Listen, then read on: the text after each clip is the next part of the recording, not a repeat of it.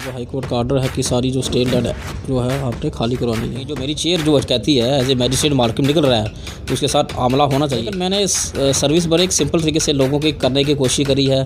ज़्यादा मैं शोशेबाजी में बिलीव नहीं करता। मुझे लगता है जिस बंदा जन्म आंस पर फैसला भी कराता हूँ उसकी अगर कहीं गलती है बंदे तो गलत बंदे को पीछे करके सही बंदे को बिठा भी आता हूँ। ओबीसी जब राइट है रिकॉर्ड बोर्ड है तो उसको हक देना है। थैंक्स टू डीसी साहब, थैंक्स टू एडी साहब जिन्होंने मेरे जख्मी होने के बावजूद डिमोलिशन ड्राइव की और जो मिशन था उनका उसको फेल किया। आई कैन सजेस्ट कि मैं कहता हूँ 2000-4000 बंदों का एक पूरी प्लाटून बननी चाहिए जो स्पेशली काम ही इसका कि आप एनक्रोचमेंट आइए।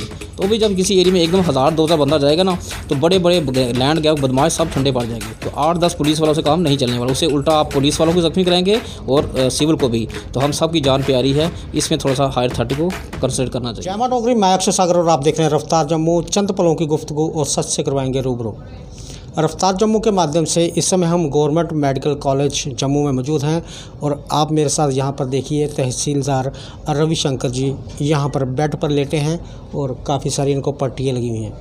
इस चेहरे को आप बलीबान से जानते हैं कि जब जम्मू में कहा गया कि सभी लोगों के डोमिसाइल बनने चाहिए और ये इकलौते ऐसे तहसीलदार हैं जिन्होंने सुबह नहीं देखा, दोपहर नहीं देखी, शाम नहीं देखी, रात नहीं देखी, रात के 12-12 बजे तक लोगों के डोमिसाइल बनाए। तब भी इनके खिलाफ़ एक षड्यंत्र रचा गया और इनकी जम्मू से ट्रांसफ़र हो गई। इन दिनों ये सुंदरबनी में तहसीलदार थे। गवर्नमेंट की तरफ से एक आर्डर निकलता है कि अतिक्रमण हटाओ। वो आर्डर इनके पास पहुंचता है, प्लानिंग बन जाती है कि अभी हम जाएंगे फील्ड में अतिक्रमण हटाएंगे। लेकिन उससे पहले वो शख्स इन्हें फ़ोन करता है जिसने अतिक्रमण किया होता है, वो इनसे बात करता है। ये अपने क्वार्टर में उसको बुलाते हैं, कोई बात नहीं आप आइए हम बैठ के बात करते हैं।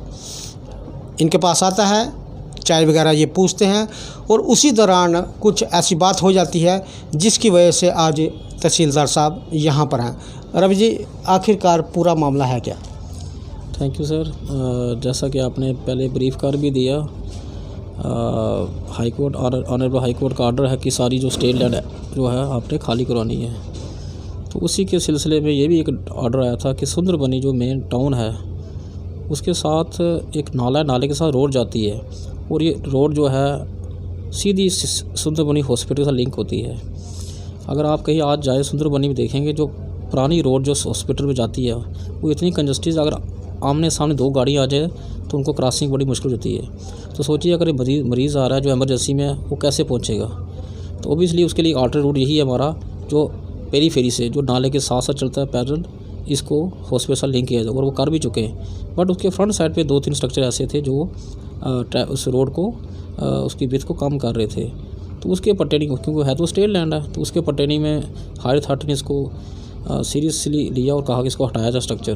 तो उसके पर्टेनिंग हमने 2-3 महीने पहले न्यूज़पेपर में भी एडी साहब ने एक निकाला था कि अतिक्रमण हटाने के लिए पीला पंजा चलाया जाएगा। तो this message was convey to everyone, उनको ही पता है। फिर 15 दिन पहले मैंने भी समझ दिया फाइनल ऐसे अपनी फील्ड जो फॉर्मेलिटी के तौर पर कि भाई इस तरह से हमने आपका हटाना है। अगर आपके पास कुछ इसका जो एक कंसेप्ट है अपॉर्चुनिटी का बीइंग हर्ड, तो हमने दी उनको कि अगर आपको इसमें कुछ कहना तो कहिए। तो आते हैं, कल की बात है यानी बुधवार सुबह कोई 9:45 की टाइम होगा, मेरे पास एक कॉपी लाते हैं, स्टे कहते हैं साइज़ में स्टे लाया हमने। तो मैंने स्टे देखा, वो 3 पेज का, उसमें कोई स्टे नहीं लिखा है। मतलब कोई जो एक पर्टिकुलर स्टे होता है जिसमें खसरा नंबर होता है, लैंड की लोकेशन होती है, कुछ नहीं, खाली बस ऐसे लिखा है कि स्टे दूसरी पार्टी को पेश होना है और लिस्ट ऑन दिस। तो मैंने कहा ये तो स्टे है ही नहीं प्रॉपर, इसमें स्टे कहाँ पर आपका? स्टे किसने दिया था? वो हाई कोर्ट से। अब वो भी से वहाँ डाउट उठे जब हमारे पास स्टे जनरली आते हैं उसमें पूरा मेंशन किया होता है ये फलाना खसरा नंबर इसका इस लोकेशन पे है, ये इनके कहना इनका है, जब तक इस प्रॉपर पोजीशन फॉलो इसको स्टे दिया जाता है जानी। तो ऐसा कुछ मैंने कहा सर ये तो नहीं है, अगर आपको कोई और कोई है बताइए। कहता नहीं सर यही है होगा। तो मैंने कहा भाई फिर ये तो आपका स्ट्रक्चर हट जाए कि वो आज तो हमारी प्लानिंग है पूरी। तो कहता है नहीं सर वो तो हम नहीं हट रहे थे, जो मर्ज़ी हो जाए। फिर मैंने को एडी साहब का एक ऑर्डर निकाला जिसमें एडी साहब ने मुझे 3रा रिमाइंडर दिया था। आप सोचिए एक सीनियर मुझे एक बार ऑर्डर निकालते हैं हमें इसको एग्जीक्यूट करना होता है। उन्होंने ऑर्डर दिया, उसको 3रा रिमाइंडर दिया। तो मैंने कहा यार सर मुझे 3 रिमाइंडर दे चुके हैं, वो भी है, ऊपर से डी साहब ने भी ऑर्डर दिया हो कि जिससे इंपॉर्टेंट रोड इसको हटाना ही हटाना है जो एनक्रोचमेंट है।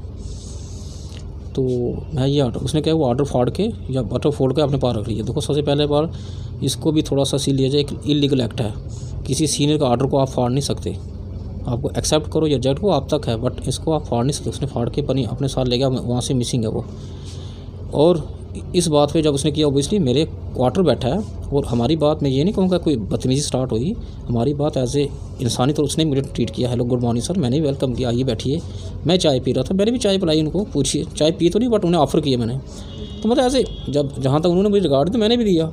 जब उसने ऐसी हरकतें करना शुरू कर दी, कौन सी, ये पेज फोल्ड करने वाली, थोड़ा एक तड़ दिखाने वाली, तो उस टाइम मैंने कहा जनाब ये आप गलत कर रहे हैं, मेरे क्वार्टर बैठ के इस तरह बिहेव नहीं कर सकते, तो निकले यहाँ से बाहर।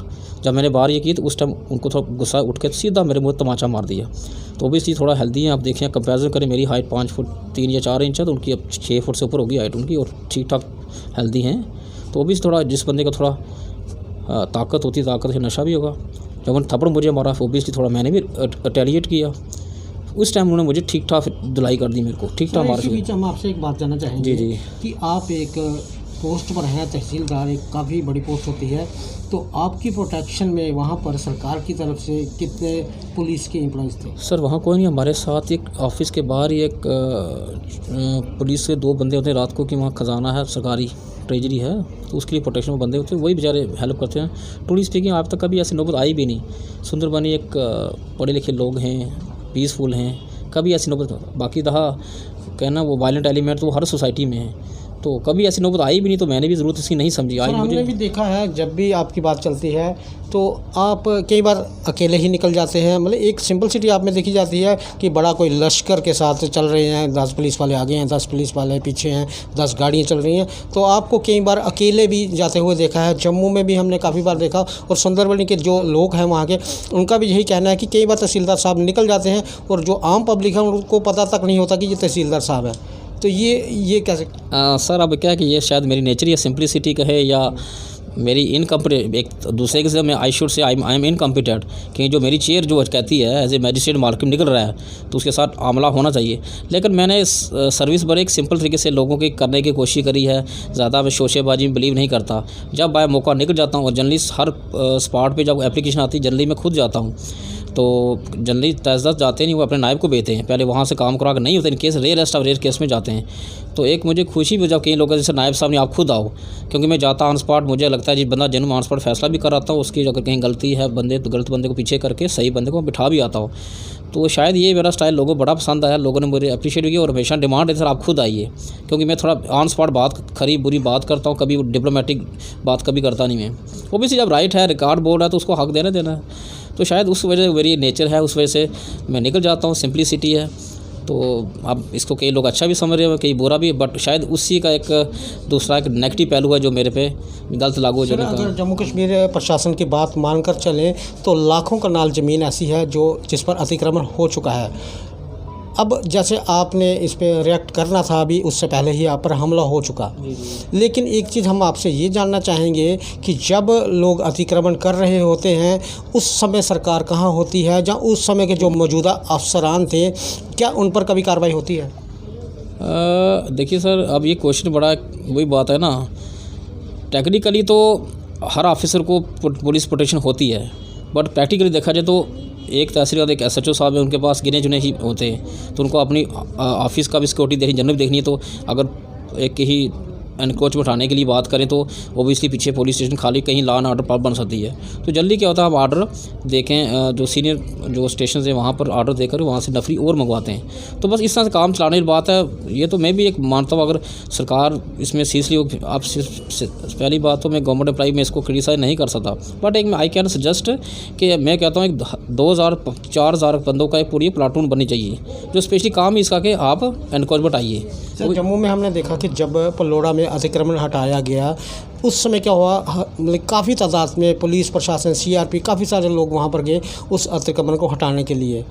जब प्लान बन चुका था कि कल सुबह अतिक्रमण हटाना है, तो आपके साथ फोर्स नहीं थी, वो शख्स आपके पास आता है, बात हुई। अच्छा, जो रूम के अंदर बात हुई वो आपने सुना दी, बाहर क्या हुआ उसके बाद? वही रूम में जब हाथापाई हुई मेरी, देखो पहले तो मैं भी उसके साथ जब उसने मेरे से, मैंने भी करने लगा, लेकिन स्टेज ओबियसली मेरे से काफ़ी हेल्दी था, वो मेरे पे हावी हो गया। उस टाइम वहाँ से भागा, फिर वहाँ से फिर मैं ओपन, मेरे क्वार्टर के बाहर एक लॉन है, तो मैं वहाँ पर आ गया, वो मेरे पीछे आ रहा है। फिर मैं थोड़ा भागर, मैं चिल्लाया शोर मेरी हेल्प के लिए आओ, इतने वो बेचारा बॉडीगार्ड था वो भी आ गया, किसी मेरा एक पटवारी वहाँ कहीं जा रहा था वो भी आ गया दौड़ता, वो उसने बीच बचाव किया। इतने में देखता हूँ एक और लड़का, जो पहला बंदा इसका नाम चंद्रमोहन है, उसके साथ मेरी ऐसे हो रही हाथापाई।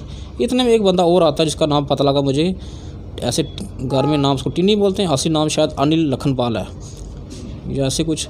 तो वो बंदा आता है, उन दोनों फिर मिलके हमला किए। फिर अब मेरा वो बेचारा पटवारी है जिसका नाम आरिफ है, वो बचा रहा है मेरे को भी, उनको भी पीछे कर रहा है, वो एक को पकड़ता है दूसरा मुझे हमला करे। तो ये हाथों से हो रहा था या कोई तेजदार हथियार?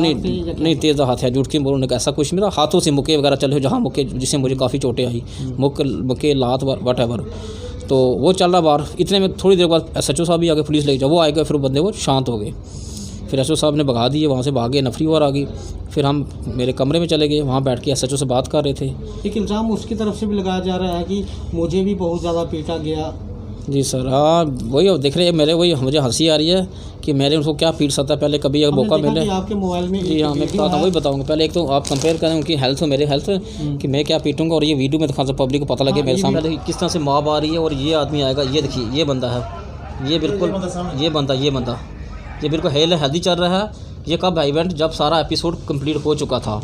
तो इस शख्स का कहना है कि मुझे भी पिटा गया, लेकिन ये वीडियो जो है वो दर्शाती है कि जब पूरा ये वाक़या हो गया, ये मारपीट हो गई, तो उसके बाद ये बंदा अपने पैरों पर चल कर ये वहाँ से गया। ऐसे ही बिल्कुल सर, ये बिल्कुल हेले हाथी चल रहा। मैंने कहा इससे मैं इसको क्या मार सकूँ, हाँ थप्पड़ इक्का दुक्का लगा होगा, मैं इसको क्या, मैंने कहा आप कभी आमने सामने खड़ा करके देखिए, इज़ इट पॉसिबल, अगर मेरे से उसको मुक्का की लग भी गया होगा सपोज, तो उससे उसको क्या फ़र्क पड़ेगा। एक वही बात, एक तरफ हाथी हो एक तरफ चींटी, उससे क्या फ़र्क पड़ने वाला।